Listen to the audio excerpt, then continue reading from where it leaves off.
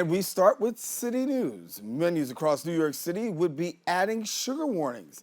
Now, the Sweet Truth Act is called to warn customers of chain restaurants if food and drink items exceed the daily recommended amount of added sugar, which is 50 grams.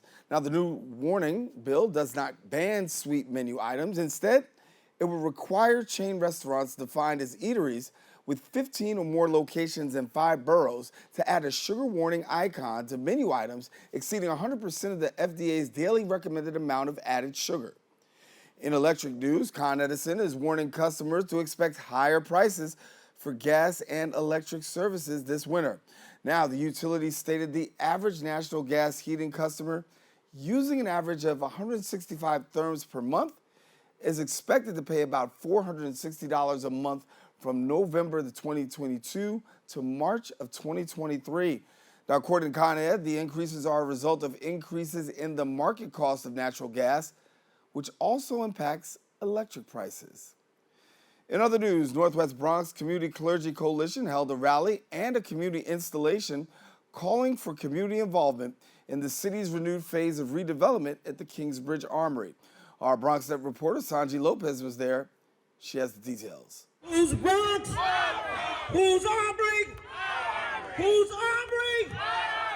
For decades, the Kingsbridge Armory has been a fixture in the Kingsbridge Heights community, an empty relic with thousands of square feet of possibilities. A significant portion of it should be used for commercial reasons. I have this idea in my head for like Bronx Garment Factory. In this space, we should have some type of cannabis incubation.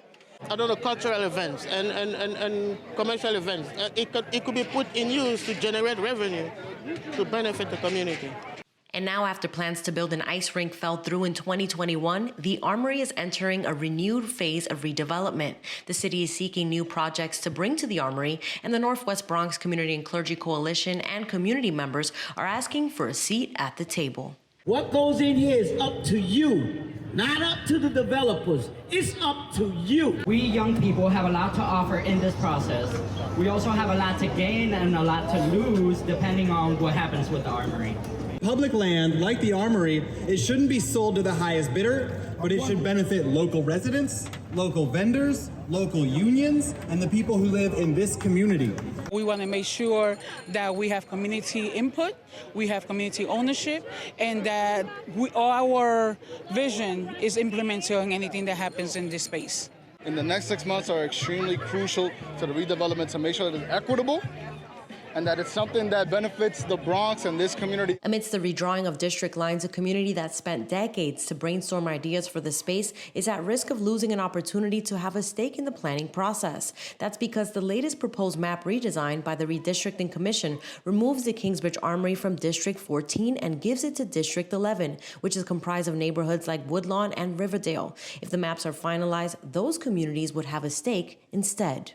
We demand that they put it back into that district. Stop dividing our districts, all right? Like, this is not right. They divided the Kingsbridge district and divided it into 2. Like, taking away the power of some of the decision-making power from the people here and giving it to Riverdale and these other neighborhoods. It's crazy. Not now. That's not right. Today's rally also gave the local community an opportunity to share their vision for the future of Kingsbridge Armory. If you'd like to submit your ideas, you can email info@northwestbronx.org. Reporting for BronxNet, Sanji Lopez. And thank you, Sanjay. Of course, we will keep you up to date with all the latest in regards to the Kingsbridge Armory. That about wraps up our Bronx updates. We will be back with more show when we return.